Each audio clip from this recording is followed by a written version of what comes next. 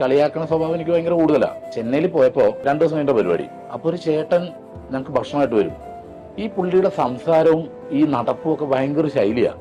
ഇപ്പൊ ഈ പുള്ളി ഭക്ഷണം വെച്ചിട്ട് പുള്ളി യാത്ര ഞങ്ങൾ പോകുമ്പോൾ ഈ ഭക്ഷണം കൊണ്ട് ഞാൻ പുറത്തിറങ്ങി വാതിലടച്ചിട്ട് ഞാൻ വരും ഇതുപോലെ. അപ്പൊ ഇവന്മാരൊക്കെ കിടന്ന് ചിരിയ. അപ്പൊ ഇതുപോലെ തന്നെ ഞാൻ കാണിച്ച് ഒരു 5 ദിവസം കഴിഞ്ഞപ്പോൾ ഞങ്ങൾ അവിടെ നിന്ന് ഇറങ്ങുക.